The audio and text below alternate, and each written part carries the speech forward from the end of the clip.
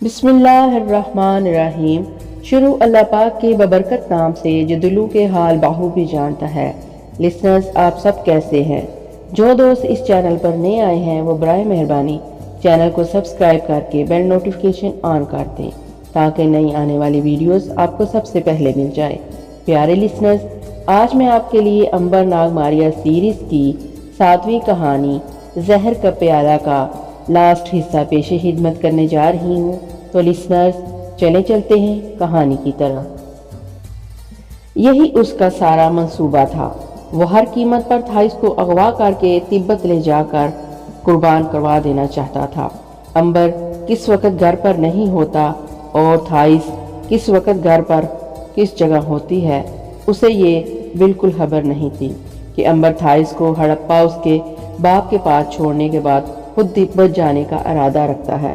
اگر اسے اس کی خبر ہوتی تو وہ ضرور تھائس کے ہڑپا پہنچنے کا انتظار کرتا، کیونکہ اس کا خیال تھا کہ تھائس اب امبر کے پاس موہنجو داڑو میں ہی رہے گی۔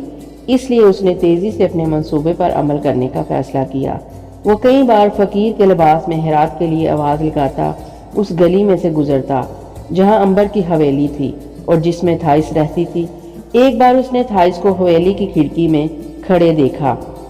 وہ گلی میں جھانک رہی تھی، مگر تھائس کو گلی میں اکیلی آنے سے امبر نے بڑی سختی سے منع کر رکھا تھا۔ اندوب نے فقیر کے بیس میں جب بھی آواز لگائی تو تھائس ہمیشہ کھڑکی میں کھڑی ہو کر اسے خیرات دیا کرتی تھی۔ اندوب چاہتا تھا کہ وہ کسی طرح چھت سے اتر کر ڈیوڑی میں آ جائے، مگر تھائس چھت سے کبھی نہیں اترتی تھی۔ ایک روز اندوب نے آواز لگائی تو تھائس نے کھڑکی میں آ کر اسے خیرات دی۔ اندوب نے اوپر سے گرایا ہوا سکہ اپنی جولی میں تھام لیا اور منہ اٹھا کر کہا، بیٹی، دیوتا تم پر مہربان ہے۔ معلوم ہوتا ہے کہ تم نے بڑے دکھ سہے ہیں۔ تمہاری قسمت میں ابھی اور بھی دکھ لکھے ہوئے معلوم ہوتے ہیں۔ اگر تم مجھے اپنا ہاتھ دکھاؤ تو میں تمہاری قسمت کی لکیریں دیکھ کر تمہاری تقدیر کا سارا حال بتا دوں گا۔ تھائس کا بڑا دل چاہتا تھا کہ وہ فقیر کو ہاتھ دکھا کر قسمت کا حال معلوم کرے۔ ظاہر ہے اگر فقیر نے یہ بات سچ بتا دی تھی کہ اس نے بڑی مصیبتیں اٹھائی ہیں تو وہ اس کے مستقبل کا حال بھی بتا سکتا تھا، مگر وہ نیچے آنے سے گھبراتی تھی۔ اس نے اندوب کی بات ٹال دی اور کھڑکی بند کر دی۔ اندوب چلا گیا۔ اگلے روز آ کر اس نے ایک بار پھر تھائس کو دیکھ کر ہاتھ اٹھا کر کہا، بیٹی، تم پر ایک زبردست مصیبت آنے والی ہے۔ اگر تو فقیروں کو ہاتھ دکھائے تو اس کا پہلے سے علاج ہو سکتا ہے۔ تھائس مصیبت کے نام سے ڈر گئی۔ اس نے سوچا نیچے ڈیوڑی میں بیٹھ کر فقیر کو ہاتھ دکھانے میں کیا حرج ہے۔ اس نے کہا، بابا، میں ڈیوڑی میں آتی ہوں۔ چلاک اندوب بڑا خوش ہوا۔ آخر تھائس اس کے جال میں آ گئی تھی۔ اس نے ہر قسم کا انتظام کر رکھا تھا۔ اسے اگر ضرورت تھی تو اس بات کی کہ کسی طرح تھائس اپنے مکان کے چوبارے سے اتر کر ڈیوڑی میں آ جائے۔ وہ مکان کی ڈیوڑی کے ساتھ ہو کر کھڑا ہو گیا۔ تھوڑی دیر بعد تھائس چوبارے سے نیچے اتر آئی اور اس نے آہستہ سے دروازہ کھول کر ہاتھ باہر نکال دیا۔ لو بابا، میری قسمت کا حال بتاؤ۔ اندوب نے بڑی محبت سے کہا، بیٹی، یہ جگہ بھی کوئی ہاتھ دکھانے کی جگہ ہے؟ یہاں سے سب لوگ آ جا رہے ہیں۔ دروازہ ذرا سا کھول دو، میں ڈیوڑی میں آ کر اطمینان سے تمہارا ہاتھ دیکھوں گا اور تمہیں تمہاری قسمت کا ذرا سا حال بتا دوں گا۔ تھائس آخر ایک ناسمجھ عورت تھی۔ وہ اس کے فریب میں آ گئی۔ اس نے دروازے کا پٹ ذرا سا کھول کر اندوب کو اندر بلا لیا۔ اندر آ کر مکار فقیر نے اپنے ارد گرد ہوشیاری سے دیکھا اور پوچھا، بیٹی، کیا تم اس وقت گھر میں اکیلی ہو؟ نہیں بابا، میرا بھائی میرے ساتھ رہتا ہے، مگر وہ تو مجھے کہیں دکھائی نہیں دیتا۔ وہ شاہی محل گیا ہوا ہے، شام کو آئے گا۔ اندوب سمجھ گیا کہ شام تک وہ اس گھر میں اکیلی ہے اور وہ بڑے اطمینان سے اسے وہاں سے اغوا کر کے لے جا سکتا ہے۔ تھائس نے اپنا ہاتھ آگے کرتے ہوئے کہا، بابا، اب مجھے بتاؤ کہ وہ کون سی مصیبت ہے جس کا تم ذکر کر رہے تھے۔ اندوب نے ہاتھ کی لکیروں کو یوں ہی دیکھتے ہوئے کہا، ایک بہت بڑی مصیبت تمہارا انتظار کر رہی ہے۔ ایک بار تم پھر اپنے کسی دشمن کی قید میں پڑ جاؤ گی۔ وہ تمہیں دور دراز کے سفر پر لے جائے گا۔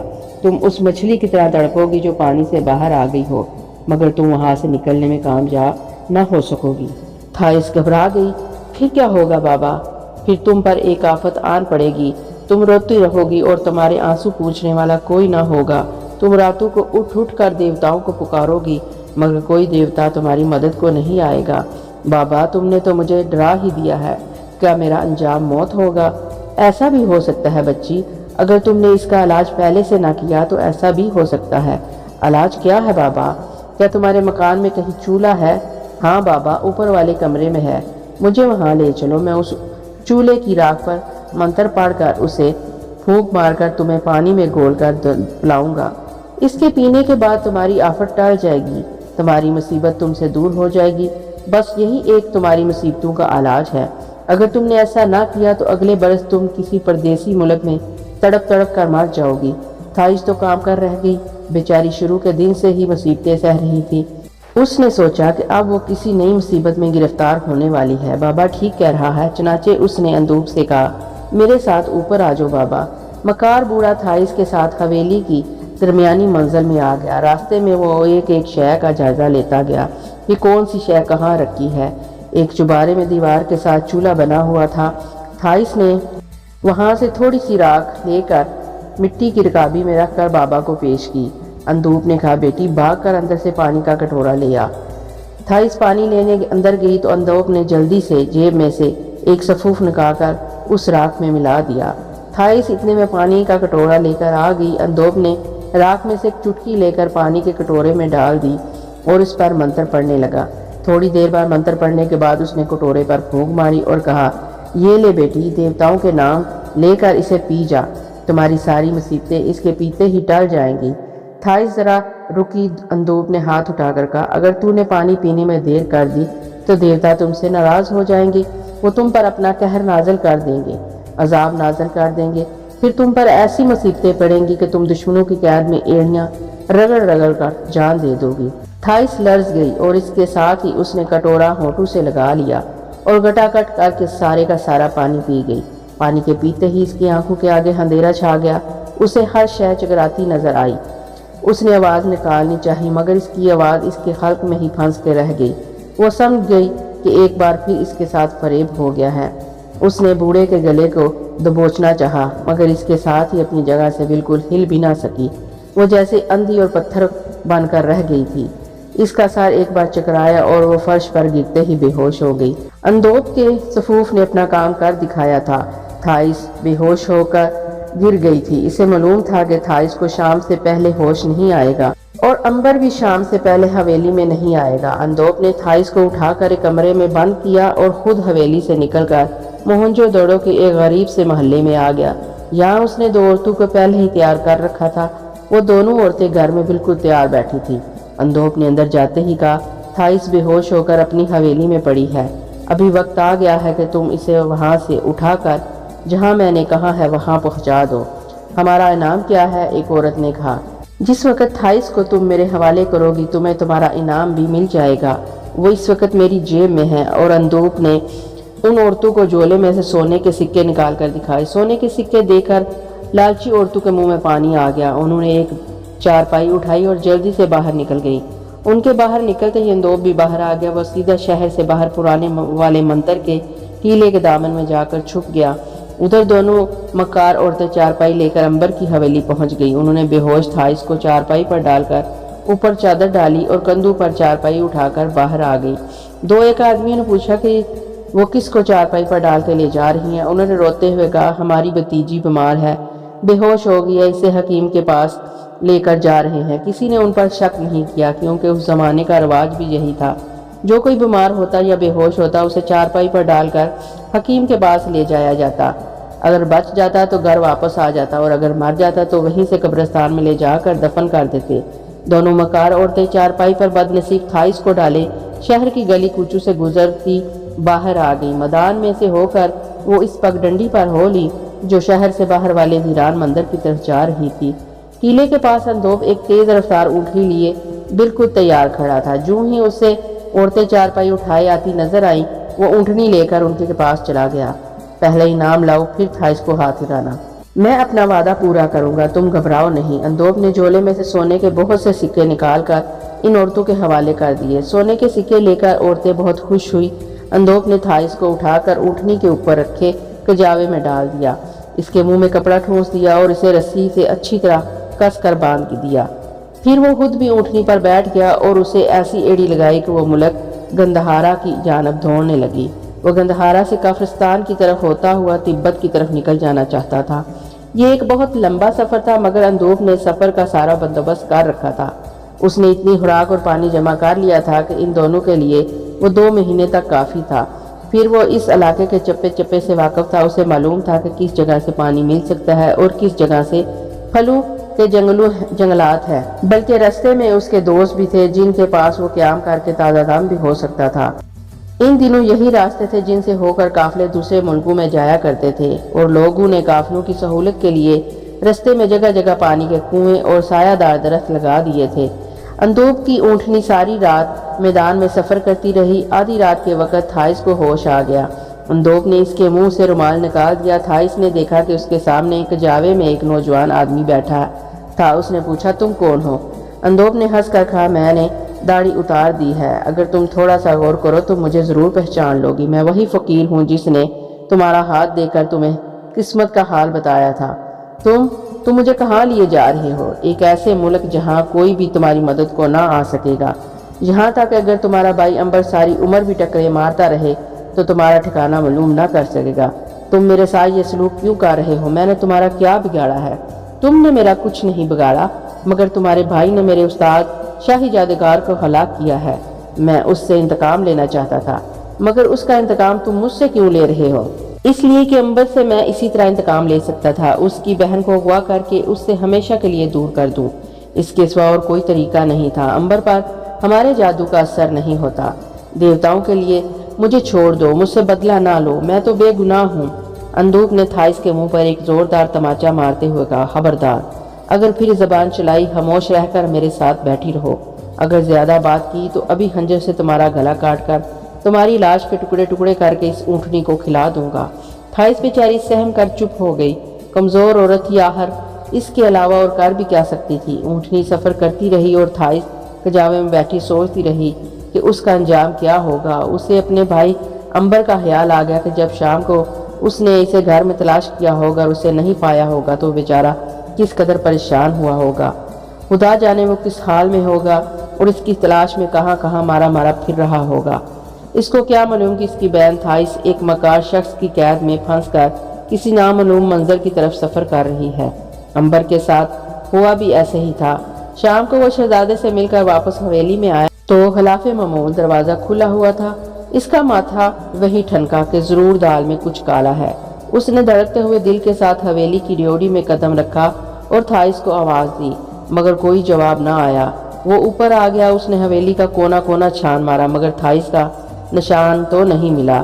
صرف چولہے کے پاس راکھ بکھری ہوئی تھی اور پانی پینے کا ایک خالی کٹورا وہیں پڑا ہوا تھا۔ اس نے کٹورے کو سونگا تو اسے ایک ایسے زہریلے سفوف کی بو آئی جو صرف ایک طبیب اور جڑی بوٹیوں کا ماہر ہی محسوس کر سکتا تھا۔ امبر سمجھ گیا تھا کہ تھائس کے ساتھ ایک مرتبہ پھر ظلم ہوا ہے اور اسے کوئی اغوا کر کے لے گیا ہے۔ وہ گہری سوچ میں غرق ہو گیا کہ آخر اسے کون اغوا کر کے لے جا سکتا ہے۔ ایک اور مصیبت بیٹھے بٹھائے سر پر آن پڑی تھی۔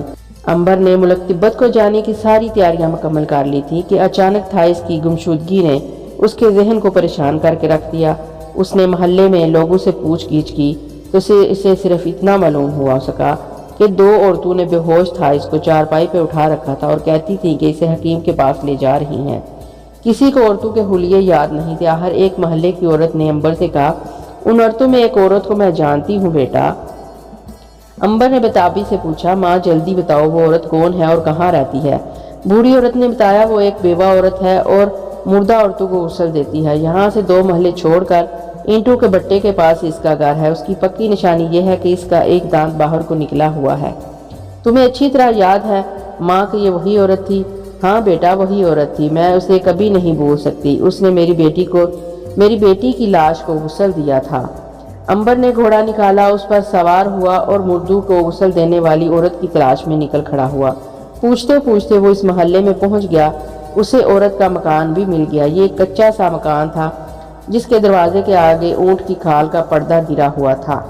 امبر نے عورت کو آواز دی۔ اس عورت نے جھانک کر باہر دیکھا۔ کون ہو تم بھائی؟ امبر نے کہا، میرے پاس سونے کے کچھ سکے ہیں اور میری بڑی بہن کی میت کو جا کر غسل دے دو، وہ آج مر گئی ہے۔ لالچی عورت نے کہا، اندر آ جاؤ بیٹا، باہر کیوں کھڑے ہو؟ عورت نے امبر کو اندر بلا لیا۔ اندر کوئی بھی نہیں تھا۔ جو ہی عورت نے پردہ نیچے گرایا، امبر نے خنجر نکال کر عورت کی شہ رگ پر رکھ دیا۔ اسے کہا، ٹھیک ٹھیک بتاؤ، جس عورت کو تم بے ہوش کر کے چارپائی پر ڈال کر لے گئی تھی وہ کہاں ہے؟ اس کی تو جان ہی نکل گئی۔ وہ ذرا ہچکچائی۔ عمبر نے خنجر کی نوک اس کے گلے میں چبوتے ہوئے کہا، اگر تم نے سچ سچ نہ بتایا تو میں اسی وقت اسی جگہ تمہیں ہلاک کر کے پھینک جاؤں گا اور کسی کو کانو کان خبر نہیں ہوگی۔ عورت نے کانپتے ہوئے کہا، بتاتی ہوں، ابھی بتاتی ہوں، جلدی بتاؤ۔ وہ اسے شاہی محل کے پرانے جادوگر کے شاگرد اندوپ نے اغوا کر لیا ہے۔ وہ حویلی میں لڑکی کو بے ہوش کر کے ہمارے پاس آیا تھا۔ ہم اس لڑکی کو چارپائی پر ڈال کر شہر کے باہر والے پرانے مندر میں لے گئی تھی، جہاں سے اندوپ نے اسے اونٹنی پر بٹھایا اور بھاگ گیا۔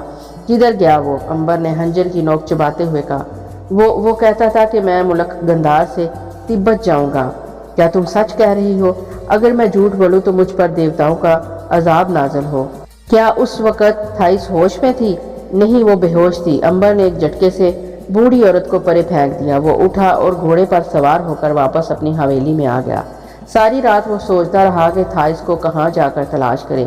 اسے معلوم تھا کہ اگر وہ تبت کی طرف گئی ہے تو وہ اسے کہیں نہ کہیں سے ضرور ڈھونڈ لے گا، لیکن وہ مکار اندوپ اسے لے کر کس طرف نکل گیا ہو، اور اگر ایسا ہوا تو تھائس کا ملنا مشکل ہو جائے گا۔ بہرحال جو کچھ بھی تھا، اب وہ موہنجو داڑو میں ٹھہر نہیں سکتا تھا۔ اس کا وہاں ٹھہرنا بیکار اور فضول تھا۔ صبح صبح وہ سیدھا شاہی محل میں آ گیا۔ شہزادہ دیوتاؤں کے بت کے سامنے عبادت کر رہا تھا۔ عبادت سے فارغ ہو کر اس نے عمبر سے ہاتھ ملایا اور کہا، آپ اتنی جلدی کیسے آ گئے؟ عمبر نے اسے بتایا کہ وہ ابھی تبت کی طرف اپنے سفر پر روانہ ہونا چاہتا ہے۔ اس نے شہزادے کو یہ بتانا مناسب نہ سمجھا کہ اس کی بہن کو اغوا کر لیا گیا ہے۔ بادشاہ نے کہا، ایسی بھی کیا جلدی ہے عمبر؟ آپ کچھ روز بعد چلے جائیے گا۔ ملکہ امیکا کو دیوتوں کے آگے قربان ہوتے تو دیکھتے جائیں۔ نہیں بادشاہ سلامت، میں جلدی سے تبت پہنچنا چاہتا ہوں۔ مجھے ایک قاصد نے آ کر اطلاع دی ہے کہ وہاں میرا چچا بہت بیمار ہے اور مجھے یاد کر رہا ہے۔ تو کیا ہم سپاہیوں کا دستہ آپ کے ساتھ کر دیں؟ نہیں شہزادہ سلامت، اس کی کوئی ضرورت نہیں۔ میں ان راستوں سے واقف ہوں، اور پھر اتنے لمبے سفر پر سپاہی کہاں تک میرے ساتھ چلیں گے؟ ہم تمہارے بے حد احسان مند ہیں عمبر، کہ صرف آپ کی وجہ سے ہماری سلطنت تباہ ہوتے ہوتے بچ گئی۔ دیوتاؤں نے چاہا تو ہم کبھی نہ کبھی تمہارے احسان کا بدلہ ضرور اتار دیں گے۔ میں نے کوئی احسان نہیں کیا شہزادہ سلامت، یہ تو رب عظیم کی منشا تھی۔ اب مجھے اجازت دیجیے۔ کیا ملکہ امیکا کو ایک نظر دیکھتے نہ چلو گے؟ اگر آپ کہتے ہیں تو میں اسے دیکھ لیتا ہوں۔ شہزادہ عمبر کو ساتھ لے کر تہہ خانے میں آ گیا، جس کی ایک اندھیری کوٹھری میں ہن قوم کی وحشی ملکہ قید تھی۔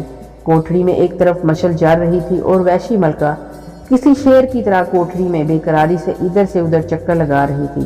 عمبر کو دیکھ کر اس نے نفرت سے کہا، تم نے ہمارے ساتھ دھوکہ کیا ہے، دیوتا تم سے ضرور انتقام لیں گے۔ عمبر نے کہا، امیکا تم ایک ظالم قوم کی خون خوار ملکہ تھی، تیرے ہاتھ بے گناہوں کے خون سے رنگے ہوئے ہیں۔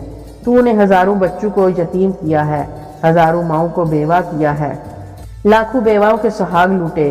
تجھے رب عظیم کا عذاب نازل نہ ہوتا تو کیا ہوتا؟ میں اس قید سے نکل کر تم سب سے بدلہ لوں گی۔ میں ایک بار پھر خن قوم کو ایک مرکز پر جمع کروں گی اور موہنجو دڑو پر حملہ کر کے اس کی اینٹ سے اینٹ بجا دوں گی۔ شہزادے نے کڑک کر کہا، خاموش گنوار قوم کی وحشی عورت، تیرا انجام قریب آ رہا ہے۔ تو اس قید سے بچ کر کہیں نہیں جا سکتی۔ اب تمہاری روح ہی یہاں سے آزاد ہوگی۔ تم نے ہم پر حملہ کیوں کیا تھا؟ کیا ہم نے تمہیں تنگ کیا تھا؟ کیا ہمارے سپاہیوں نے تمہارے قافلے لوٹے تھے؟ آخر تمہاری دشمنی کیا تھی جو تم لاکھوں کا لشکر لے کر اپنے وطن سے ہم پر چڑھائی کرنے کے لیے نکل پڑی؟ ملکہ نے فخر سے گردن تان کر کہا، ہم بہادر ہن قوم کے لوگ ہیں۔ ہمارا کام ہی لڑنا اور لڑتے لڑتے مر جانا یا دشمن کو مار دینا ہے۔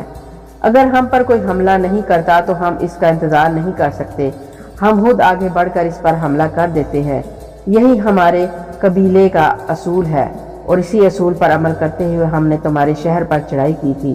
شہزادے نے کہا، پھر تم نے اپنے اس ظالمانہ اصول کا انجام دیکھ لیا۔ اب تمہاری قسمت میں موت کی تلوار کے سوار کچھ نہیں۔ امیکا نے گردن تان کر کہا، میں موت کو ایک بہادر ہن قوم کی طرح قبول کرتی ہوں۔ مجھے موت کی ذرا بر پرواہ نہیں۔ ہم موت کے بعد بھی زندہ رہتی ہیں۔ ہاں مجھے دکھ اگر ہے تو صرف اتنا کہ میری چھوٹی بچی میرے وطن میں میرے بغیر تڑپ تڑپ کر مر جائے گی۔ شہزادے نے کہکا لگا کر کہا، ہم اسے بھی یہاں لا کر تمہاری آنکھوں کے سامنے قتل کر دیں گے۔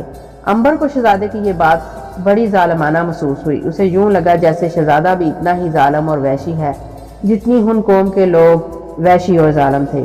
اسے امیکا پر ترس آنے لگا۔ اسے بالکل معلوم نہیں تھا کہ امیکا ایک بچی کی ماں ہے۔ اب وہ اسے ایک دکھی ماں کی نظر سے دیکھ رہا تھا۔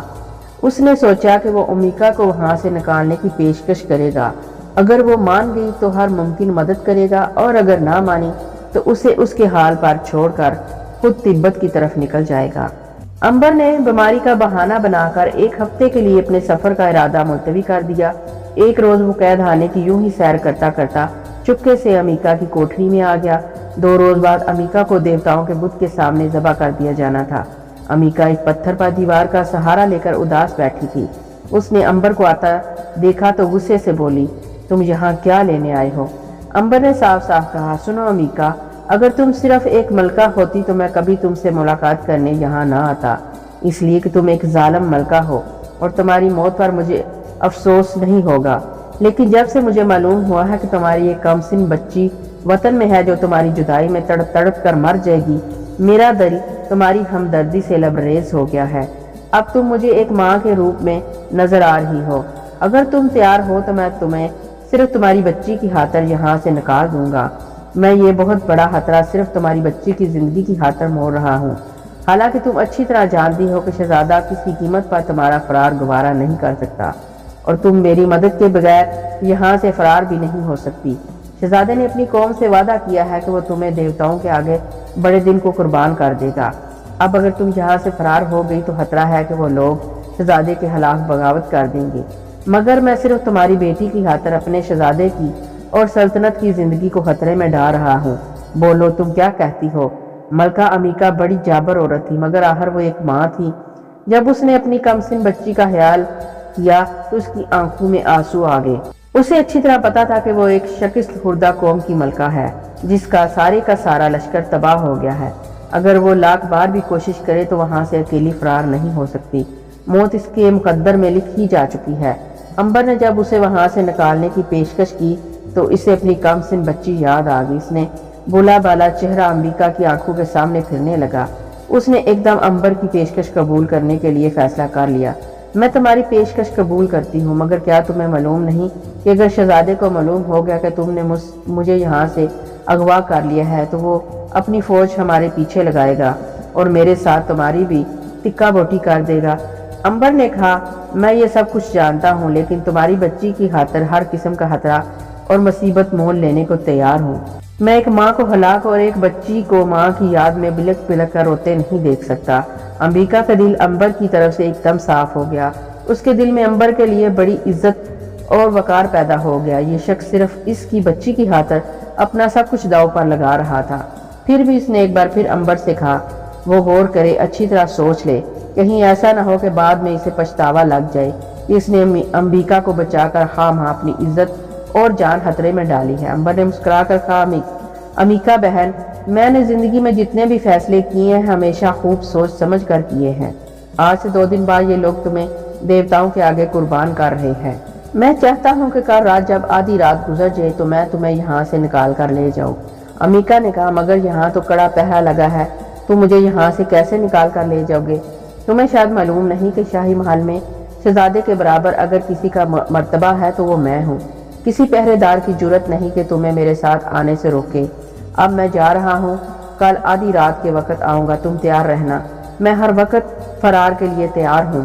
امبر خوشی سے باہر نکل گیا۔ دوسرے روز اس نے کام یہ کیا کہ 2 برق رفتار تازہ دم عربی گھوڑے لیے اور انہیں شہر سے باہر لے جا کر پرانے مندر کے غار میں باندھ کر آیا۔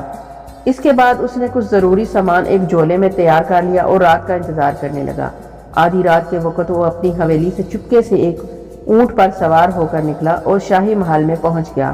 اونٹ اس نے شاہی محل کے باہر درختوں کے نیچے کھڑا کر دیا اور خود اس تہخانے کی طرف چل دیا جہاں ایک کوٹری میں امیکا قید تھی۔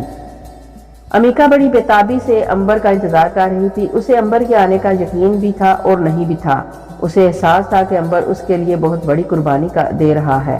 وہ نہ صرف بادشاہ کی ساری عمر کی دشمنی مول رہا ہے بلکہ اپنی جان بھی اس کے ساتھ خطرے میں ڈال رہا ہے۔ آدھی رات گزرنے کے بعد امیکا نے امبر کو دیکھا اور پہرے دار کے ساتھ اس کی کوٹری کی طرف چلا آ رہا تھا۔ خدا جانے اس نے پہرے دار کو کیا کہا تھا کہ اس نے آتے ہی کوٹری کا دروازہ کھول دیا۔ امبر نے اندر آ کر کہا، اے ہن قوم کی وحشی ملکہ، اپنے انجام کے لیے تیار ہو جا۔ اٹھ اور اپنی موت کو گلے لگانے کے لیے میرے ساتھ چل۔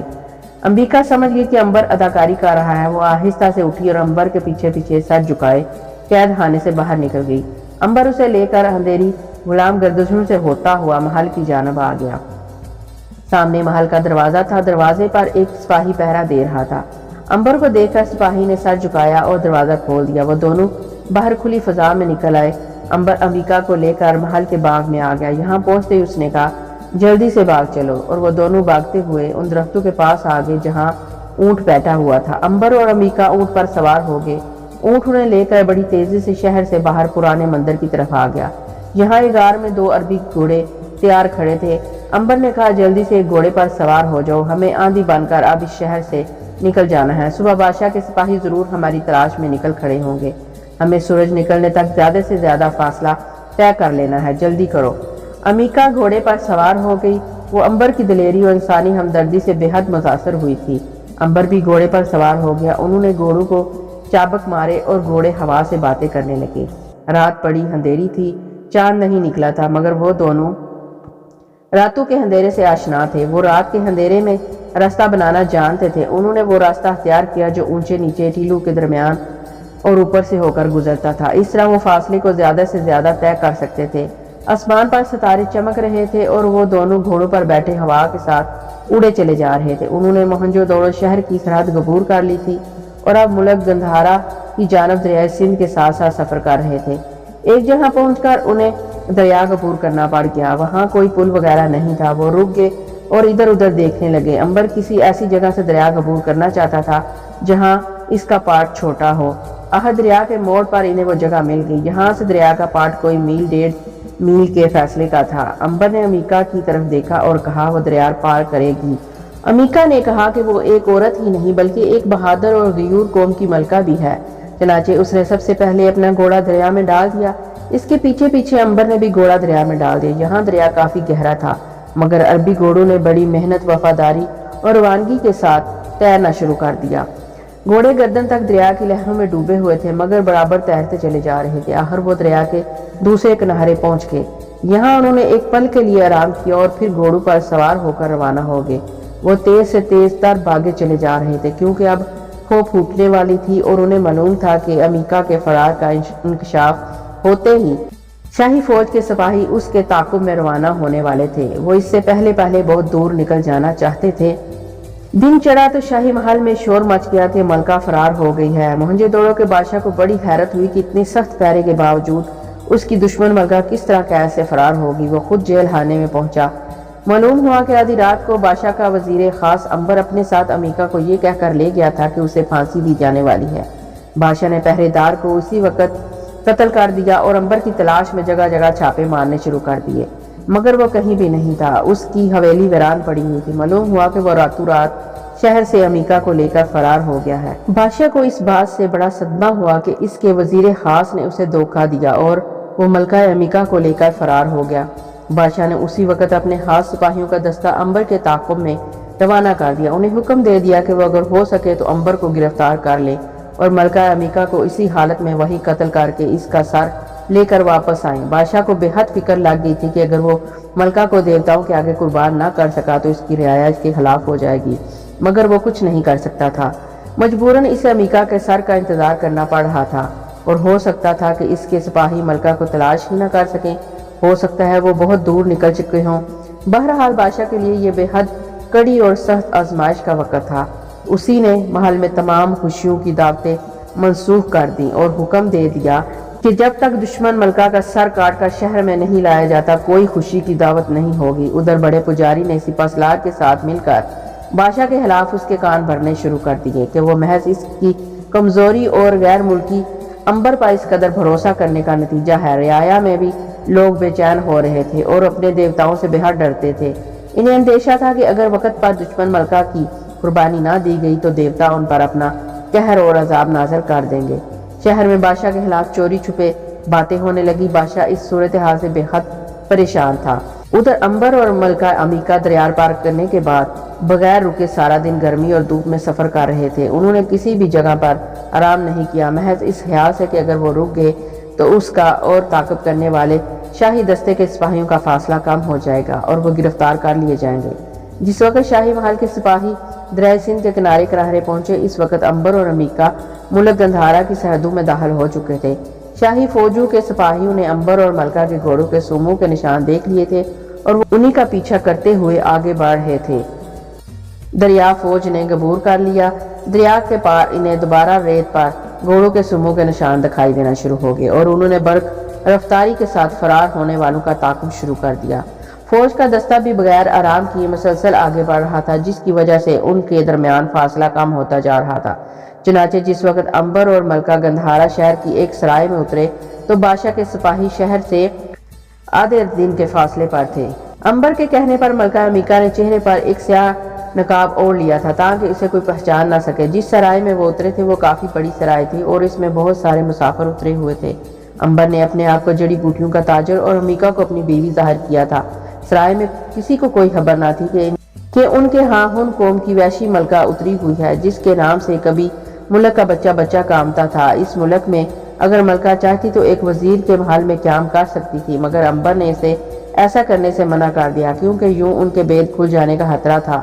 عنبر نے امیکا سے کہا، اگر ہم نے یہاں کسی امیر یا وزیر کے ہاں قیام کیا تو یہ بات شاہی محل تک جا پہنچیں گی کہ ہن ملکہ شہر میں اتری ہوئی ہے۔ اس طرح یہ بات پھیل جائے گی اور ہمارا تعاقب کرنے والے سپاہی بڑی آسانی سے تمہیں گرفتار کر کے ہلاک کر سکیں گے۔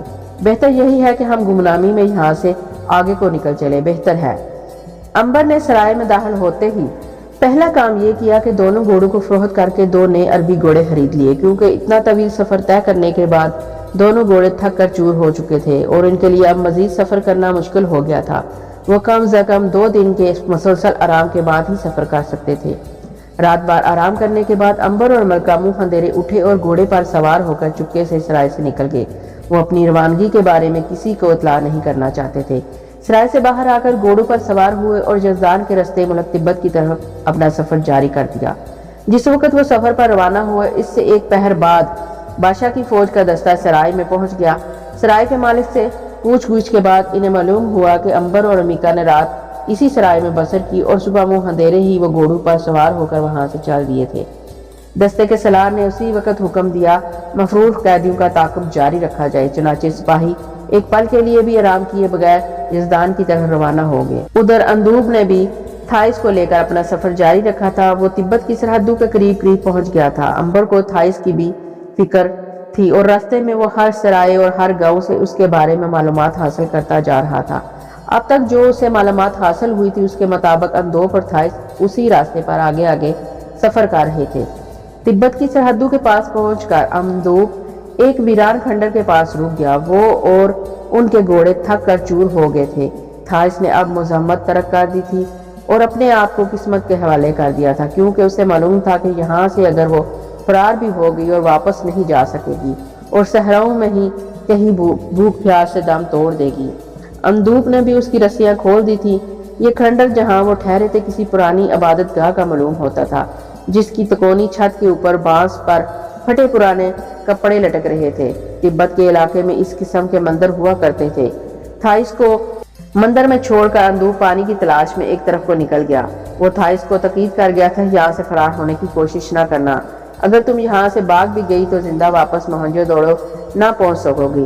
تبت کے صحرا میں اور برفوں کے میدان بڑے سنگ دل ہوتے ہیں، یہ تمہیں راستے میں ہی بھوکا پیاسا مار دیں گے۔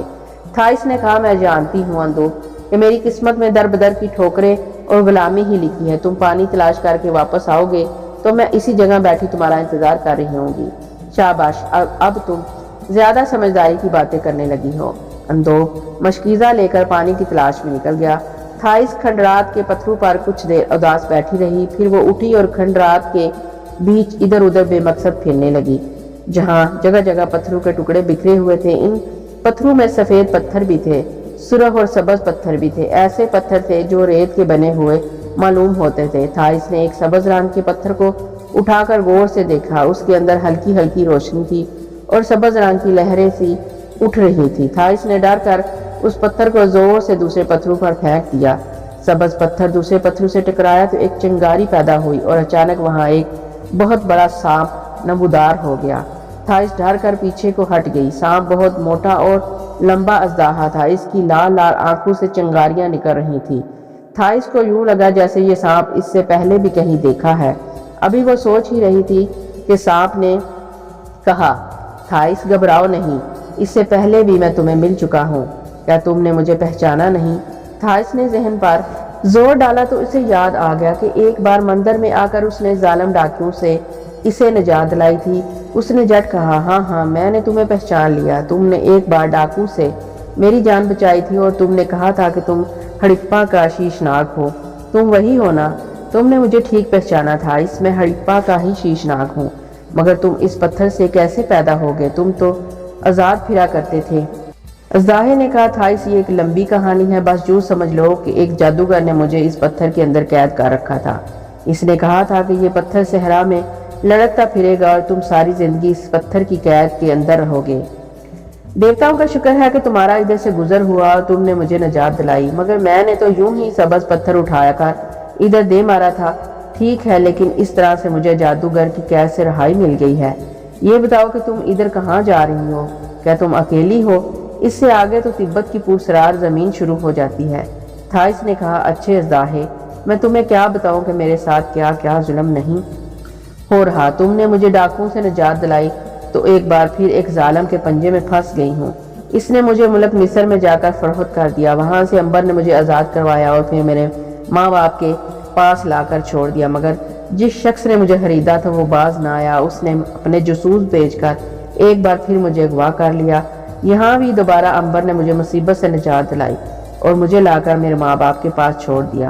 میں ہنسی خوشی اپنے پیارے باپ کے ہاں رہ رہی تھی کہ یہ ظالم اندوب مجھے اٹھا کر لے گیا۔ یہ شخص تبت لے جا کر مجھے وہاں کے ظالم حکمرانوں کے حوالے کرنے کا ارادہ رکھتا ہے، جو شاید مجھے اپنے دیوتاؤں کے سامنے بھیٹ چڑھا دیں گے۔ اژدہے نے کہا، تمہاری داستان بڑی دردناک ہے تھائس، مگر یہ بتاؤ کہ جس شخص نے تمہیں تمہارے باپ کے گھر سے اٹھایا تھا وہ کہاں ہے؟ تھائس نے کہا، وہ اس وقت صحرا میں پانی کی تلاش میں گیا ہوا ہے۔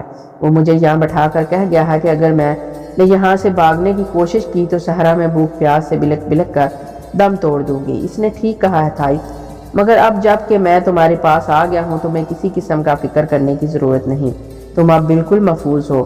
وہ بھی باتیں کر رہے تھے کہ تھائس نے دور سے اندوب کو آتے دیکھا، اس کے ہاتھ میں خالی مشکیزہ لٹک رہا تھا، اسے پانی کہیں نہیں ملا تھا۔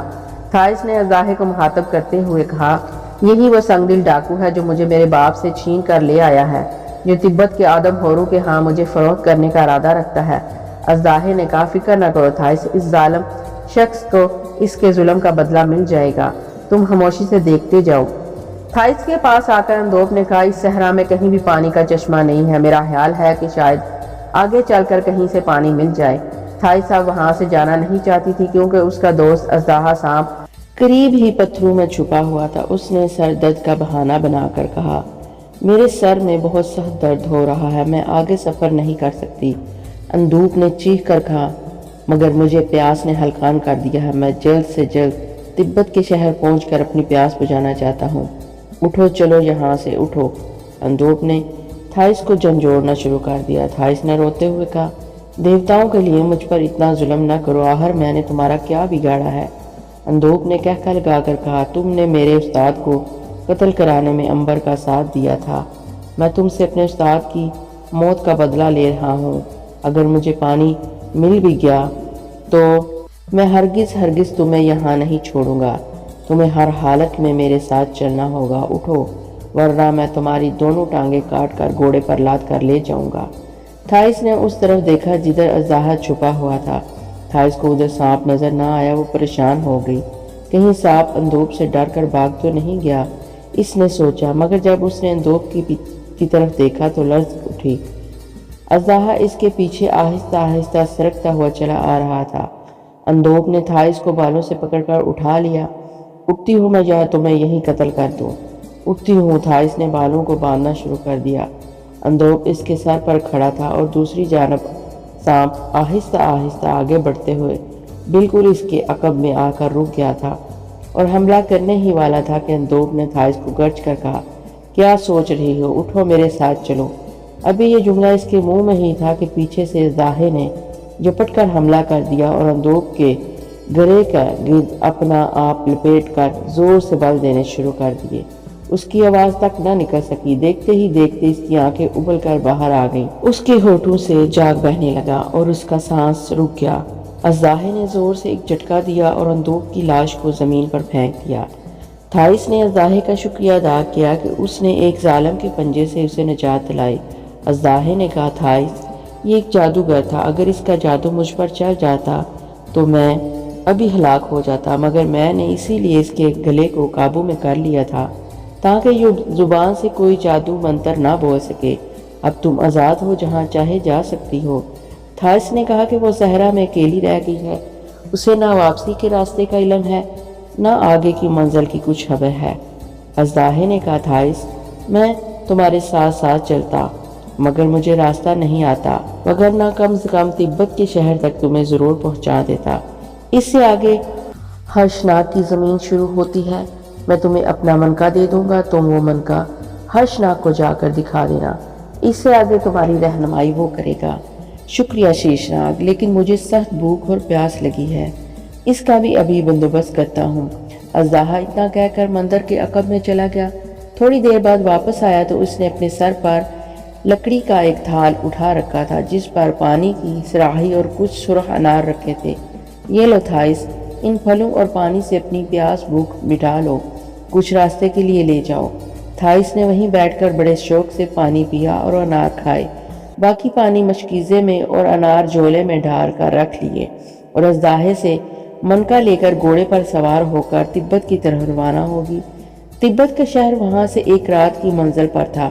وہ شام کو وہاں سے چلی تھی، اس نے رات کو بھی اپنا سفر جاری رکھا۔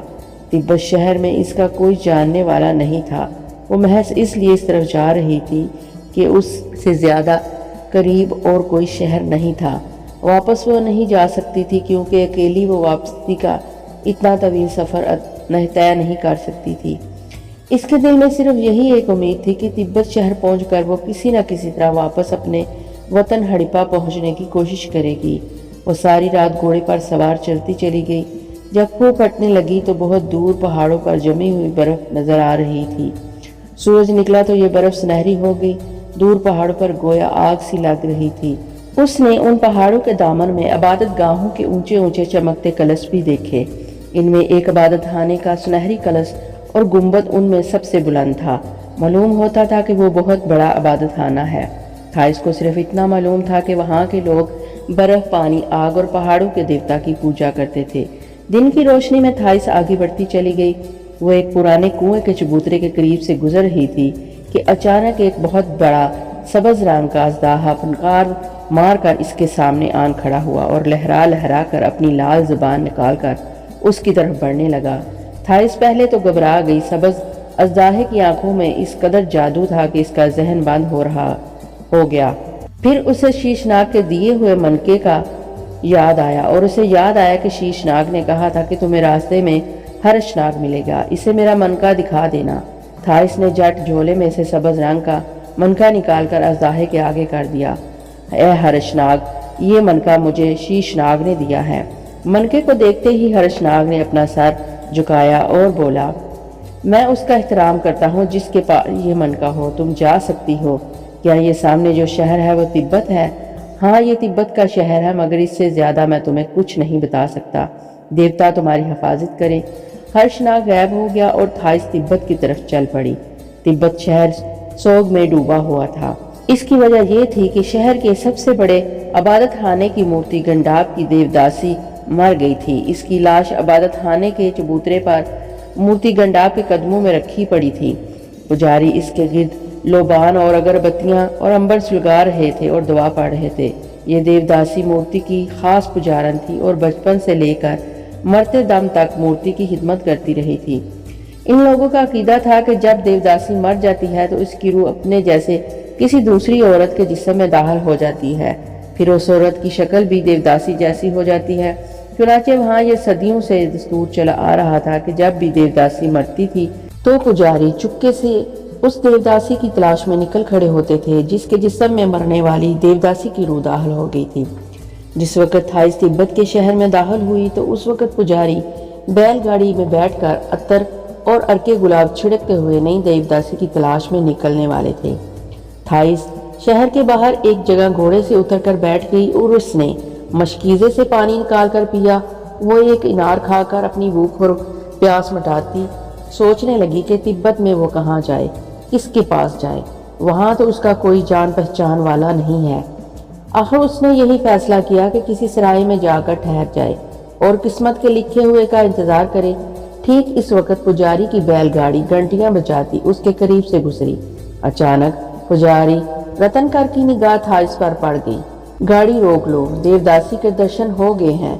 बैलगाड़ी एकदम रुक दी गई और सारे पुजारी गाड़ी से उतरकर रतनकर के साथ थाइस की तरफ कदम कदम बड़े एहतराम के साथ बढ़ने लगे। उनके हाथ बंधे हुए थे और वो बड़े एहतराम और अदब के साथ मंत्र पढ़ रहे थे। थाइस के करीब आकर सब के सब झुक कर सजदे में गिर गए। थाइस घबरा कर पीछे हट गई। वो समझ ना सकी कि ये मामला क्या है। फिर पुजारी सजदों से उठकर एक तरफ हाथ जोड़कर खड़े हो गए। बड़ा पुजारी रतनकर हाथ बांधे आगे बढ़ा और सर झुकाकर अदब से बोला, ऐ मुकद्दस देवदासी, हम अपने देवताओं के शुक्रगुजार है कि उन्होंने हम पर अपना रहम नाज़िल किया और तुम्हारी रूह को फिर से इंसानी जिस्म अता किया। ये हमारी खुशकिस्मती है कि तुम एक बार फिर हम पर अपनी रहमतें नछावर करने हमारे दरमियान आ गई हो, वरना तुम्हारी मौत के बाद हम सब यतीम हो गए थे। ऐ मुकद्दस देवी, आगे बढ़कर हमारी रहनुमाई कर और मुकद्दस मंदिर की मूर्ति गंडाब के चरणों में रहकर हमें रोशनी अता कर। थाइस की समझ में कुछ नहीं आ रहा था कि ये सब कुछ क्या हो रहा है। इतना उसे जरूर महसूस हो गया था कि कहीं कोई ज़बरदस्त गलतफहमी हो गई है, मगर पुजारी लोग तो बड़े यकीन और होशो हवास के साथ उसे अपनी देवदासी जाहिर कर रहे थे और उनमें से एक भी पुजारी ऐसा नहीं था जो अंधा हो या जिसकी जहानत पर कोई शक किया जा सके। आखिर उसने पूछा, आप लोग कौन हैं और मुझे देवदासी क्यों समझ रहे हैं?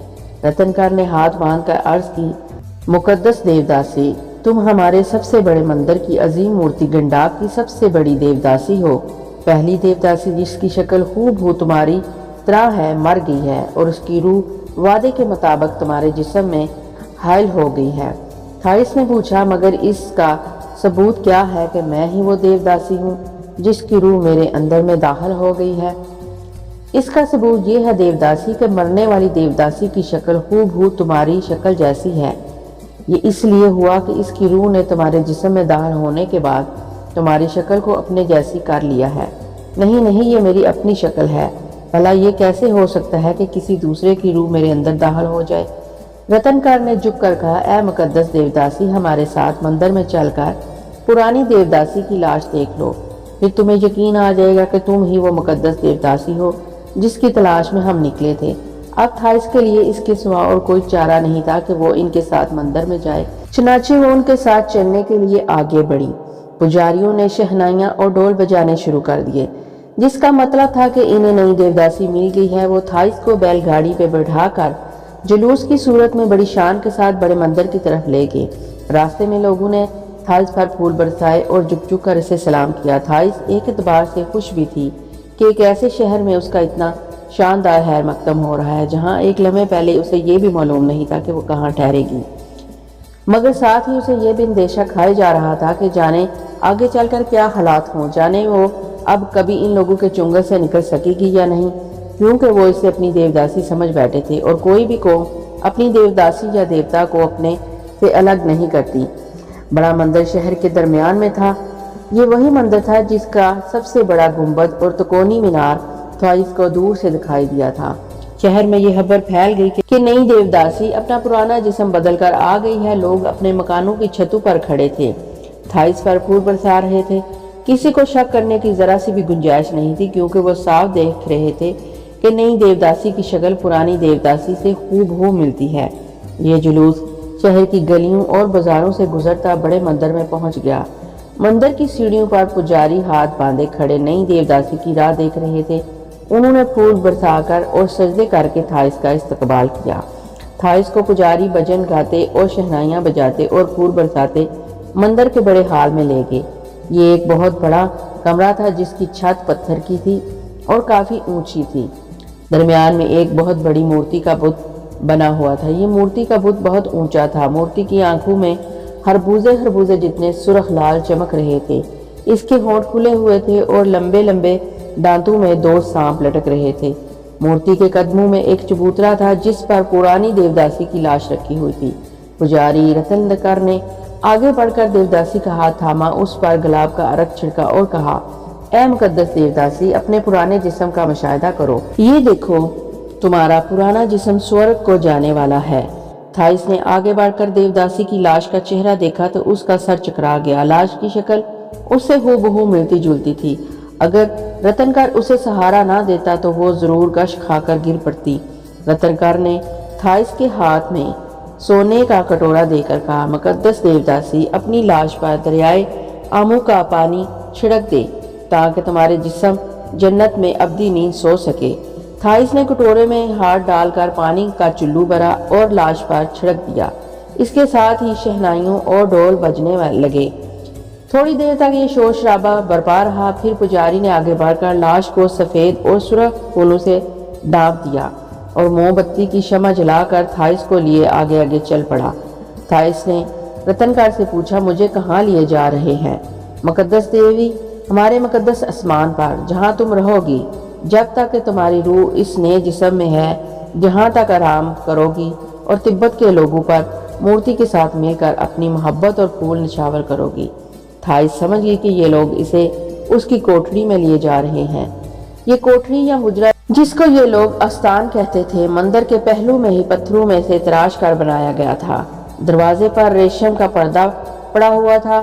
ابنوس اور صندل کی مساری پر ہیرے جوہرات جڑے ہوئے تھے اور اندر خوشبوئیں پھیلی ہوئی تھی۔ تھائس مساری پر بیٹھ گئی۔ پجاریوں نے پیچھے ہٹنا شروع کر دیا۔ وہ الٹے پاؤں پیچھے ہٹتے ہٹتے آستان سے باہر نکل گئے۔ رتناکر نے تھالی بجائی۔ 6-7 ہاتمائیں سفید ساڑیاں پہنے، بالوں میں سفید پھول سجائے اندر آ گئی۔ انہوں نے آگے بڑھ کر جھک کر دیوداسی تھائس کو سلام کیا اور اس کے قدم چومے۔ پھر 2 خادماؤں نے سونے کا ایک تشت لا کر رکھ دیا۔ رتنکر نے جھک کر کہا، مقدس دیوداسی، تم آرام کرو، شام کو پوجا کے وقت ملاقات ہوگی۔ رتنکر جھک کر سلام کر کے چلا گیا۔ کنیزوں نے تھائس کے پاؤں چاندی کے برتن میں نیم گرم پانی سے صاف کیے، پھر اس کے بازو اور سر کو دھلا کر مشک و عنبر میں بسا دیا، پھر اس کے بالوں میں مورتی اور پھولوں کی کلیاں پروئیں۔ تھائس نرم نرم ریشمی بستر پر لیٹ گئی۔ کنیزیں اس کے قریب زمین پر بیٹھ کر لوری گانے لگی۔ تھائس نے طویل مدت کے بعد نرم نرم ریشمی بستر دیکھا تو وہ تھکی ہوئی تھی۔ اس سے تو لیٹتے ہی نیند آ گئی اور وہ گہری نیند میں سو گئی۔ وہ ساری رات سوتی رہی۔ صبح منہ اندھیرے سے اٹھایا گیا۔ اٹھانے کا انداز بھی بڑا دلکش تھا۔ خادمائیں مور کی شکل کا ایک ساز لے کر اس کے سرانے بیٹھ کر آہستہ آہستہ بجانے لگی۔ جب تھائس نیند سے بیدار ہو گئی تو کنیزوں نے اس کے چہرے پر گلاب اور مشک چھڑکنا شروع کر دیا۔ اس کے بعد اس کے ہاتھ پاؤں اور چہرے کو خالص گلاب کے عرق سے دھلایا گیا۔ اس کے بالوں میں کنگھی کر کے نئی کلیاں اور سرخ سفید موتی پرو دیے گئے۔ اس کے اوپر اس پر ایک سنہری تاروں والی چادر اڑا دی گئی۔ باہر شہنائیاں بج رہی تھیں۔ پجاری پالکی لے کر آ گئے تھے۔ تھائس کو پالکی میں سوار کرایا۔ ایک پجاری پیچھے پیچھے مورچھل ہلا رہا تھا۔ پجاریوں نے پالکی کندھوں پر اٹھا رکھی تھی۔ یہ خوبصورت جلوس مندر کے بڑے دروازے کی طرف آ گیا۔ یہاں بڑا پجاری رتنکر اور تبت کا راجا تھائس کے استقبال کو تیار کھڑے تھے۔ جب تھائس کی سواری ان کے قریب سے گزری تو انہوں نے ادب سے اپنے سر جھکا لیے۔ پالکی مندر میں داخل ہو گئی۔ پیچھے پیچھے راجا، بڑا پجاری رتنکر اور دوسرے پجاری بھی ہاتھ باندھے جلوس کی شکل میں چل پڑے۔ مورتی کے پاس پہنچ کر پالکی رک گئی۔ تھائس پالکی سے اتر کر ایک تخت پر بیٹھ گئی جو مورتی کے قدموں میں رکھی تھی اور جس پر بڑے ہی قیمتی رنگ برنگے ہیرے جوہرات لگے ہوئے تھے۔ دیوداسی کی تخت پر بیٹھتے ہی مندر کے باہر سینکڑوں کبوتروں کو آزاد کر کے دیا گیا۔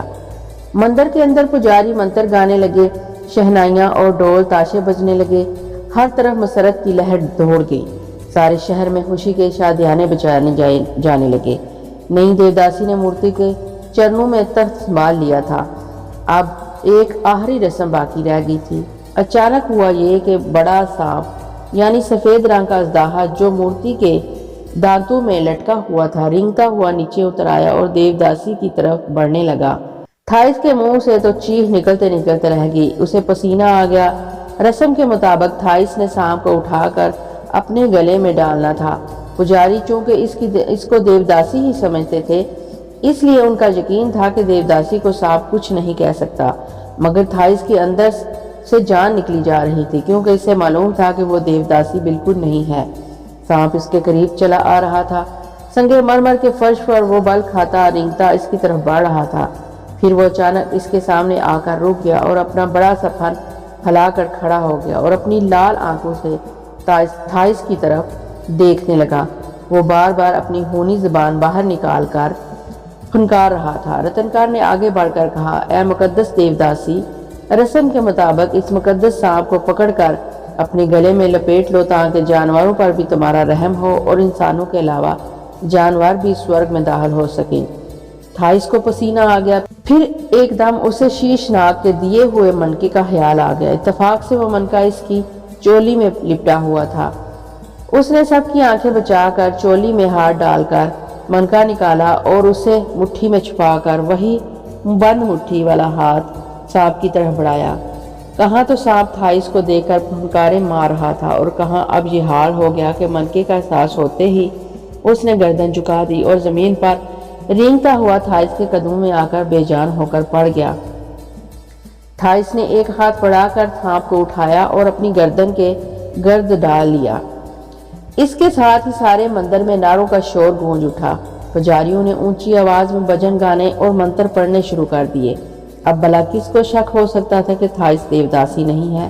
مندر کے میناروں پر ڈول بجانا شروع کر دیے گئے۔ راجا نے آگے بڑھ کر تھائس کے آگے سر جھکایا۔ ایک پجاری سونے کی تشتری میں رنگ لے کر آگے بڑھا۔ تھائس نے تشتری میں انگلی ڈبو کر اس میں سے رنگ لیا اور راجا کے ماتھے پر تلک لگا دیا۔ بڑے پجاری نے ہاتھ اوپر اٹھا کر کوئی منتر پڑھا۔ ایک دم سب لوگ پرے پرے ہٹ گئے۔ دور سے چھن چھن کی آواز آئی اور ایک رقاصہ تھائس کے سامنے آ کر رقص کرنا شروع کر دیا۔ سانپ ابھی تک تھائس کے گلے میں لپٹا ہوا تھا، منکے کی وجہ سے وہ بالکل مردہ اور بے جان سا ہو رہا تھا۔ رقاصہ رقص کر رہی تھی، وہ بار بار ناچتی ہوئی تھائس کے قریب آتی اور اس کے پاؤں کو چھو کر واپس چلی جاتی۔ پھر وہ ناچتے ناچتے زمین پر لیٹ گئی۔ بڑا پجاری آگے بڑھا اور اس نے راجا سے کہا، اے راجا دیوتا، حکم دو کہ اس رقاصہ کو مورتی کے چرنوں میں قربان کر دیا جائے۔ تھائس یہ سن کر کانپ گئی، تو کیا وہ اس لڑکی کو ہلاک کر دیں گے؟ راجا نے سر جھکا کر کہا، اجازت ہے میری طرف سے، اس رقاصہ کو دیوداسی کے نام پر مورتی کے چرنوں میں قربان کر دیا جائے۔ بیچاری لڑکی کا رنگ زرد ہو رہا تھا، وہ کانپ رہی تھی مگر مجبور تھی۔ ایک پجاری خنجر لے کر اس کی طرف بڑھا۔ دو پجاریوں نے اسے بازوں سے پکڑ کر مورتی کی طرف گھسیٹنا شروع کر دیا۔ مورتی کا پتھریلا دروازہ اپنے آپ کھل گیا اور پجاری لڑکی کو گھسیٹتے ہوئے مورتی کے اندر لے گئے۔ تھائس اس ظلم کے خلاف آواز بلند کرنا چاہتی تھی مگر اس کی آواز حلق میں ہی دب کر رہ گئی۔ پھر اچانک مورتی کے اندر سے رقاصہ لڑکی کی چیخ بلند ہوئی۔ تھائس کا دل لرز اٹھا۔ اس کا یہ مطلب تھا کہ رقاصہ لڑکی کے دل میں خنجر گھونپ دیا گیا تھا۔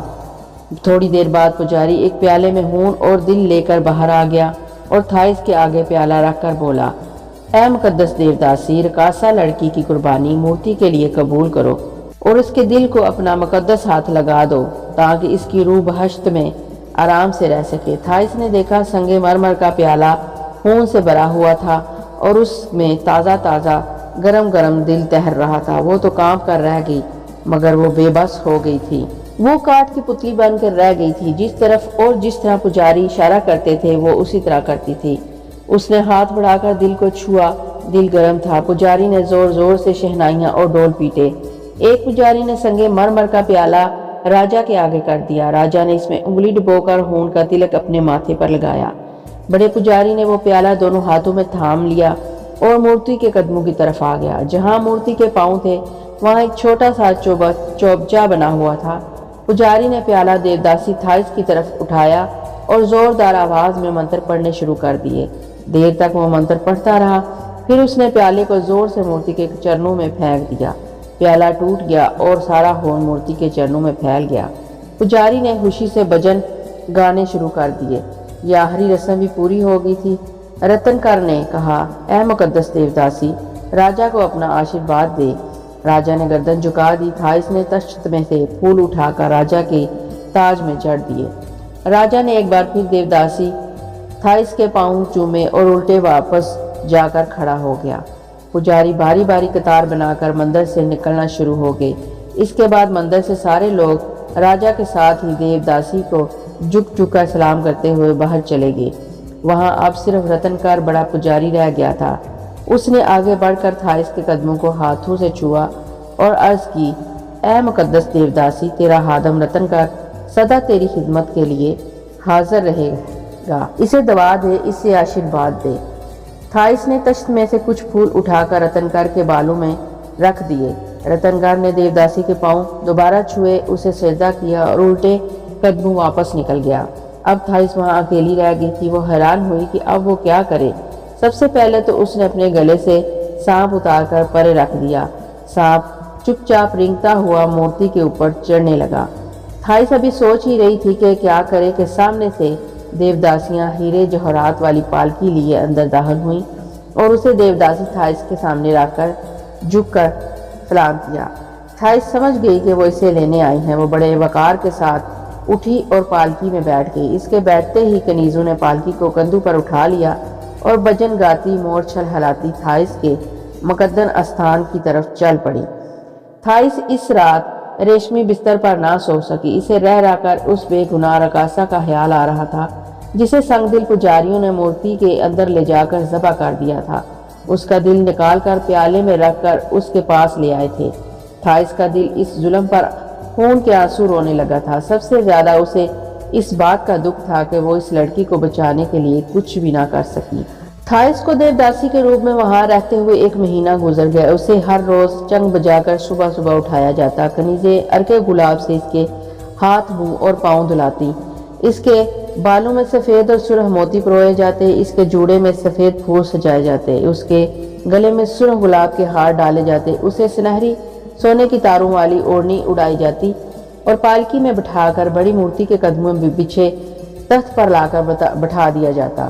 پھر پجاری منتر پڑھتے، ڈول تاشوں اور شہنائیوں کے شور میں راجا روزانہ آ کر مورتی کی پوجا کرتا، دیوداسی کے پاؤں کو چھو کر اپنے ماتھے پر مقدس تلک لگواتا۔ دوپہر کو پوجا پاٹ ختم کر کے تھائس کو واپس اس کے استھان پر لایا جاتا، اسے کھانا دیا جاتا۔ کھانے میں صرف سبزیوں کا عرق، دودھ اور پھل کے سوا کچھ نہ ہوتا تھا۔ ایک بار تھائس نے جو کہ آٹے کی روٹی کھانے کی خواہش ظاہر کی تو کنیزوں نے کانوں پر ہاتھ رکھ کر حیرت کا اظہار کیا، بھلا کبھی مقدس دیوی نے بھی روٹی کھائی ہے؟ اب تھائس انہیں کیا سمجھاتی کہ وہ دیوداسی ہی نہیں، وہ تو ایک عام سی عورت ہے جس کی اتفاق سے صرف شکل ہی پرانی دیوداسی سے ملتی تھی، مگر اب وہ اس کے چکر میں پھنس چکی تھی۔ وہ چاہتی بھی تو اس چکر سے نہیں نکل سکتی تھی، اور پھر اس مصیبت سے نکل کر وہ جاتی بھی تو کہاں؟ اپنے وطن ہڑپا۔ وہ اس قدر دور تھا کہ اگر وہاں سے فرار بھی ہو جاتی تو اکیلی زندہ واپس اپنے شہر نہیں پہنچ سکتی تھی۔ ان حالات میں اس نے فیصلہ کر لیا تھا کہ جب تک حالات اس کے حق میں نہیں ہوتے وہ اسی جگہ دیوداسی بن کر رہے گی اور اپنے آپ کو قسمت کے بھروسے پر رکھ کر مناسب وقت کا انتظار کرے گی۔ اور اس کے ساتھ ہی ساتھ اس نے تبت کے پجاریوں کی زندگی کے بارے میں غور کرنا شروع کر دیا۔ اس نے محسوس کیا کہ بڑا پجاری رتن کر دل سے دیوتاؤں اور پتھر کے بتوں کو نہیں مانتا، لیکن چونکہ وہ بڑا پجاری تھا اس لیے بتوں کے خلاف بغاوت نہیں کر سکتا تھا۔ بتوں سے بغاوت کرنے کی سزا بڑی عبرتناک موت تھی۔ کبھی کبھی رتن گھر سے ملنے اس کا بوڑھا باپ آیا کرتا تھا۔ ہم آپ کو یاد دلا دیں کہ یہ بوڑھا وہی تبتی تھا جس کی جان امبر نے بچائی تھی اور جسے ملکہ امبیکا کی قید سے نکال کر اس نے دریائے امو کو پار کر کے تبت کی طرف بھگا دیا تھا، اور جس نے امبر سے کہا تھا کہ اگر وہ کبھی تبت آئے تو اسے ضرور ملے۔ تھائس کے پاس بھی یہ بوڑھا تبتی ایک بار آیا۔ اس نے تھائس کو دیوداسی سمجھتے ہوئے اس کے پاؤں چھوئے اور دعا کے لیے عرض کی، مگر تھائس نے صاف صاف محسوس کر لیا تھا کہ وہ دل سے اس کی پوجا نہیں کر رہا بلکہ مارے باندھے وہاں آیا ہے۔ ایک روز تھائس اپنے استھان پر بیٹھی بالوں میں موتی پروا رہی تھی کہ بڑا پجاری رتن کر اس کے کمرے میں آ کر جھک کر عرض کی، مقدس دیوداسی، ملک چین سے ایک پجاری آیا ہے، وہ آپ کے چرن چھو کر آشیرواد لینا چاہتا تھا۔ تھائس نے کہا، رتن کار، ہمارے معزز چینی مہمان سے کہو کہ میں مندر میں اس سے ملاقات کروں گی اور وہیں اسے آشیرواد دوں گی۔ جو حکم دیوداسی مہارانی۔ رتن کار جانے لگا تو تھائس نے اسے بلا کر کہا، رتن کار، ہم نے محسوس کیا ہے کہ تمہارے بوڑھے باپ کا دل ہماری دیوی دیوتاؤں سے دور دور رہتا ہے، یا تمہارا باپ کسی اور دیوتا کی پوجا کرتا ہے؟ رتن کر کو معلوم تھا کہ دیوداسی ٹھیک کہہ رہی ہے، مگر وہ اسے تسلیم کرتے ہوئے گھبرا رہا تھا۔ اس نے کہا، ایسا نہیں ہے مقدس دیوی، میرا باپ ہمارے سارے دیوتاؤں کی پوجا کرتا ہے اور ان سے ڈرتا ہے۔ ہمیں اس کے دل کا اور تمہارے دل کا بھی حال معلوم ہے۔ سچ سچ بتاؤ، اصل بات کیا ہے؟ اگر تم نے جھوٹ بولا تو تمہارے خاندان پر ہمارا قہر نازل ہوگا۔ رتن کر دیوداسی کے قدموں میں گر پڑا اور ہاتھ جوڑ کر بولا، میں سچ سچ بتاتا ہوں دیوداسی، میرا باپ کسی ایسے اوتار کی عبادت کرتا ہے جو ابھی پیدا نہیں ہوا۔ وہ کہتا ہے کہ ایک بہت عظیم انسان اس سرزمین میں جنم لے گا جو لوگوں کے دکھوں کے لیے اپنا شاہی محل چھوڑ کر جنگلوں میں نکل جائے گا، وہی ہمارے دکھوں کا علاج کرے گا، اور ایک وقت آئے گا کہ تبت کے لوگ اس کی پوجا کیا کریں گے۔ تھائی سوچ میں پڑ گئی۔ اس نے بھی ایک دفعہ امبر سے ذکر سنا تھا کہ اس دنیا میں ایک بہت ہی عظیم انسان پیدا ہونے والے ہیں۔ اس نے کہا، گھبراؤ نہیں رتن کر، ہم تمہارے باپ کو کچھ نہیں کہیں گے۔ اگر وہ دل سے ہماری پوجا نہیں کرتا تو بے شک نہ کرے، مگر اسے بتا دینا کہ وہ کسی دوسرے شخص سے ہمارے خلاف بات نہ کرے، ورنہ ہم اسے کڑی سزا دیں گے۔ میرا باپ ایسا نہیں کرے گا مقدس دیوی، کبھی نہیں کرے گا۔ ٹھیک ہے، اب تم جا سکتے ہو۔ رتن کر 3 بار جھک کر باہر چلا گیا۔ اس کے جانے کے بعد تھائس دیر تک سوچتی رہی کہ وہ بوڑھا تبتی کس قدر دور اندیش ہوگا اور ایک نیک آدمی ہوگا جو آنے والے واقعات کے بارے میں بھی علم رکھتا ہے۔ اس نے سوچا کہ بوڑھے تبتی سے کبھی نہ کبھی ضرور گفتگو کرنی چاہیے۔ پھر اس کا ذہن امبر کی طرف چلا گیا اور سوچنے لگی کہ جانے وہ کس حال میں ہوگا، اسے کیا خبر کہ وہ کن حالات میں تبت میں زندگی بسر کر رہی ہے۔ رات کو سونے سے پہلے تھائس کا ذہن ایک بار پھر ہونہار مورتی کی طرف چلا گیا جس کے اندر چاند کی ہر پہلی تاریخ کو ایک لڑکی کو قربان کر دیا جاتا تھا۔ اس کے دل میں خیال پیدا ہوا کہ کسی وقت مورتی کے اندر چل کر دیکھنا چاہیے کہ اس کے اندر کیا ہے، مگر اسے معلوم تھا کہ مورتی کے اندر دیوداسی قدم نہیں رکھ سکتی۔ ان لوگوں کا عقیدہ تھا کہ اگر دیوداسی نے مورتی کے اندر قدم رکھا تو مورتی پھٹ کر پاش پاش ہو جائے گی، کیونکہ وہ دیوداسی کی طاقت کو برداشت نہیں کر سکتی۔ تھائس نے سوچا کیوں نہ آدھی رات کو بیس بدل کر وہ اندر جائے، اس میں خطرہ تھا کہ کہیں وہ پکڑی نہ جائے۔ اگر کسی نے اسے مورتی کے اندر دیکھ لیا تو ان لوگوں کا عقیدہ یہ دیکھ کر ڈگمگا جائے گا کہ دیوداسی کے اندر آنے پر بھی مورتی پھٹ کر پاش پاش کیوں نہیں ہوئی۔ مگر اس نے سوچا کہ وہ بڑی ہوشیاری سے بیس بدل کر وہاں جائے گی اور کسی کے ہاتھ نہیں آئے گی۔ وہ مناسب موقع کا انتظار کرنے لگی۔ آخر وہ مناسب موقع آ گیا۔ ایک رات اس کی کنیزیں راجہ کی مہارانی کے محل میں دعوت پر چلی گئی۔ استان میں تھائس اکیلی رہ گئی۔ اس نے اٹھ کر استان کے تمام دروازے اندر سے بند کیے، اپنے جسم کو سیاہ رنگ کی چادر میں لپیٹا اور کھڑکی میں سے باہر نکل گئی۔ وہ مندر کے صحن میں دیوار کے ساتھ ساتھ بڑے کمرے کی طرف بڑھنے لگی۔ بڑا دروازہ بند تھا۔ آگے بڑھ کر دروازہ کھولنے ہی والی تھی کہ اسے ایک پجاری دروازے کی طرف بڑھتا ہوا نظر آیا۔ تھائس لپک کر پیچھے سائے میں آ گئی۔ پجاری نے دروازہ کھول کر اندر جھانک کر دیکھا اور یہ اطمینان کر لینے کے بعد کہ اندر کوئی نہیں ہے دوسری طرف نکل گیا۔ اس کے جانے کے بعد تھائس نے جلدی سے بڑے کمرے کا دروازہ کھولا اور اندر داخل ہو گئی۔ دروازہ اندر سے بند کر کے وہ دیوار کے ساتھ ساتھ مورتی کی طرف بڑھنے لگی۔ چھت پر اوپر ایک شمعدان میں موم بتیاں جل رہی تھی جن کی روشنی میں مورتی کی سرخ آنکھیں انگاروں کی طرح دمک رہی تھیں۔ سفید سانپ اس کے جبڑوں میں لٹک رہے تھے۔ ہر طرف گہری خاموشی چھائی ہوئی تھی۔ اگر تھائس دن کے وقت وہاں آ کر پوجا پاٹ نہ کرنے کی عادی ہوتی تو اس خوفناک خاموشی کو دیکھ کر وہ ضرور غش کھا کر گر پڑتی، مگر وہ کسی قسم کے ڈر کے بغیر مورتی کی طرف چپ چاپ بڑھتی چلی گئی۔ اسے معلوم تھا کہ مورتی کی پشت پر وہ دروازہ ہے جہاں سے پجاری بے گناہ لڑکیوں کو گھسیٹتے ہوئے اندر لے جا کر ذبح کیا کرتے ہیں اور پھر ان کا دل نکال کر دیوداسی کے حضور پیش کرتے ہیں۔ تھائس اس دروازے کی طرف آ گئی۔ یہ مورتی کی پشت پر تھی جسے وہ زندگی میں پہلی مرتبہ دیکھ رہی تھی۔ مورتی کے عقبی حصے میں پتھر کا ایک چھوٹا سا دروازہ تھا جہاں تک سیاہ پتھر کی سیڑھیاں بنی ہوئی تھی۔ تھائس نے سیڑھیاں چڑھ کر دروازہ بند کر دیا۔ پھر وہ مورتی کے اندر تھی۔ اس نے آنکھیں کھول کر غور سے دیکھا۔ یہ ایک تنگ غار نما ایک کمرہ تھا جس کی چھت کے ساتھ ساتھ اوپر تک سیڑھیاں چلی جا رہی تھی۔ وہ سمجھ گئی کہ یہ سیڑھیاں اوپر مورتی کی آنکھوں تک جاتی ہیں۔ ایک جانب تنگ رستہ چلا جا رہا تھا۔ تھائس نے اندازہ لگایا کہ یہ راستہ مورتی کے پیٹ کو جاتا ہے۔ وہ اس راستے سے گزر کر مورتی کے پیٹ میں آ گئی۔ یہ کافی کھلی جگہ تھی اور اس کے دونوں جانب پتھر کے چھوٹے چھوٹے بت بنے ہوئے تھے۔ مورتی کے اندر اندھیرا تھا۔ اس اندھیرے میں صرف مورتی کی آنکھوں سے ہلکی ہلکی روشنی نیچے پڑ رہی تھی، جس نے اندر کی فضا کو اور زیادہ خوفناک اور ڈراؤنا کر دیا تھا۔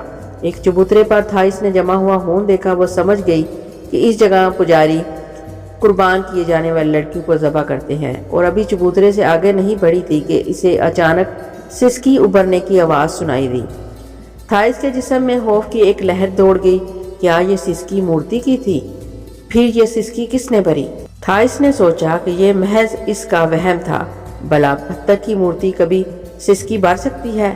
اس نے سر کو جھٹک کر ایک قدم اٹھایا ہی تھا کہ سسکی کی آواز ایک بار پھر سنائی دی۔ تھائس نے اپنا سانس روک لیا اور بڑے غور سے سننے لگی کہ سسکی کی آواز کدھر سے آئی تھی۔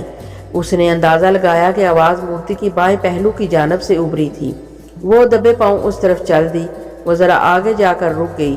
اب سسکی کے ساتھ کچھ اس قسم کی دبی دبی گھٹی گھٹی سی آوازیں آنے لگی، جیسے کوئی لڑکی اپنا سر گھٹنوں میں دیے روئے جا رہی ہو۔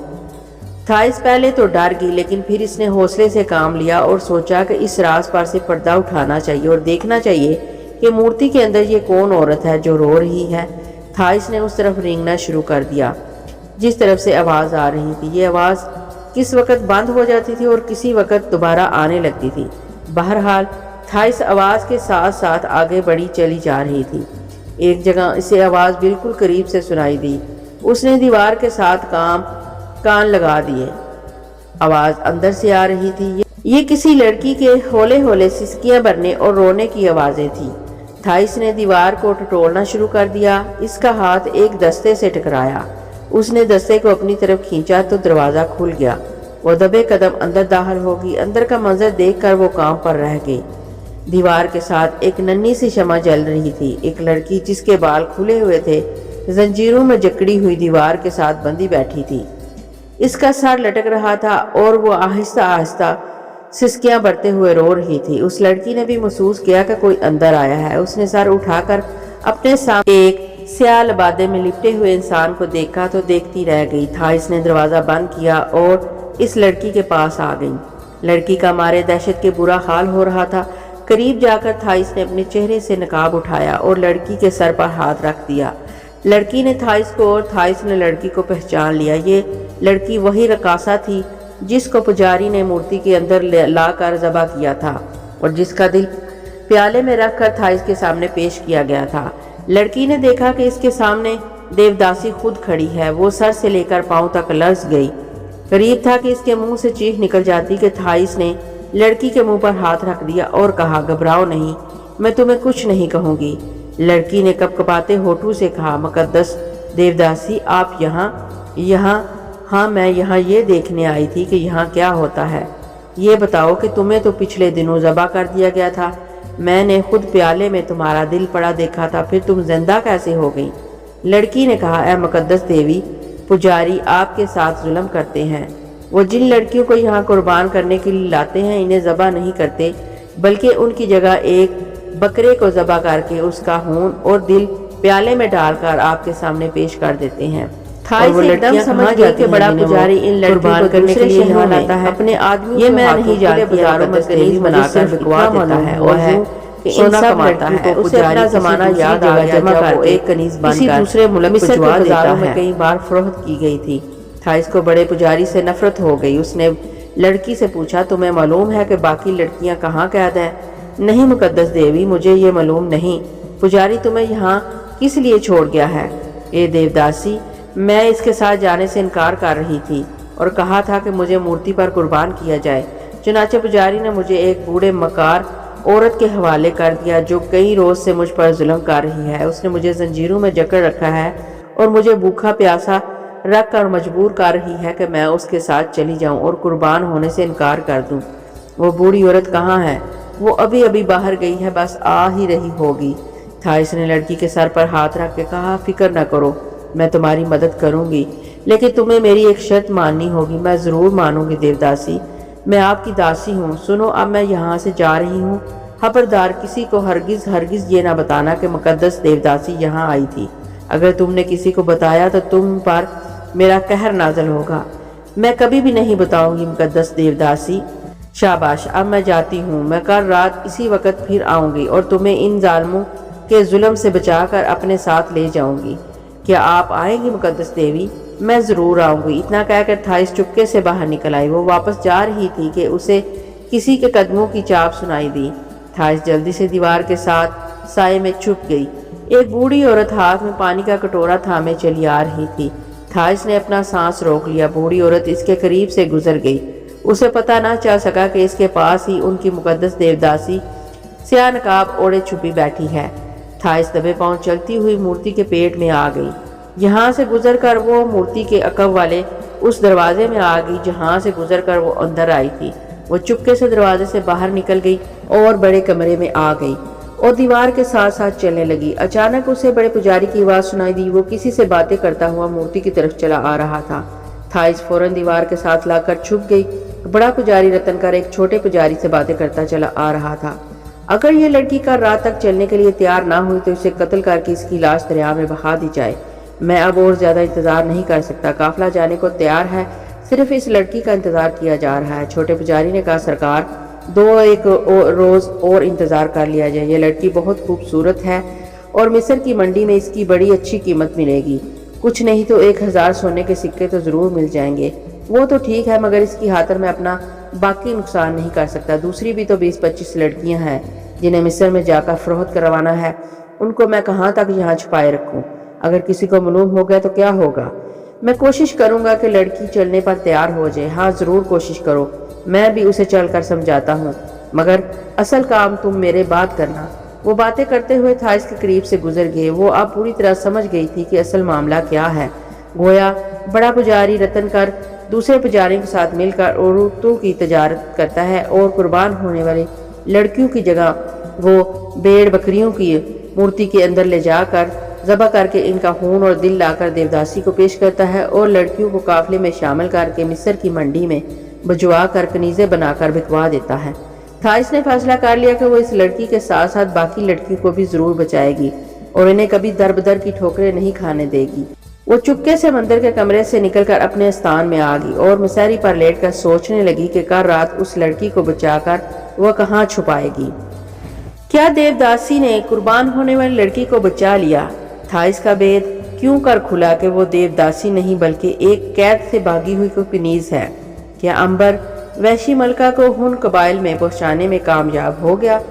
امبر اور تھائس کی تبت میں کن حالات میں ملاقات ہوئی؟ یہ آپ اس ناول کے 8ویں حصے میں مردوں کی سرائے میں سنیے گا۔ تو پیارے لسنرز، آپ کو زہر کا پیالہ کہانی کیسی لگی؟ اپنی رائے کا اظہار کمنٹ باکس میں ضرور کرے گا، کیونکہ آپ کی رائے میرے لیے بہت قیمتی ہے اور پلیز مجھے سپورٹ کرے گا۔ پھر کسی نئی کہانی تک کے لیے مجھے اجازت دیجیے۔ اللہ حافظ۔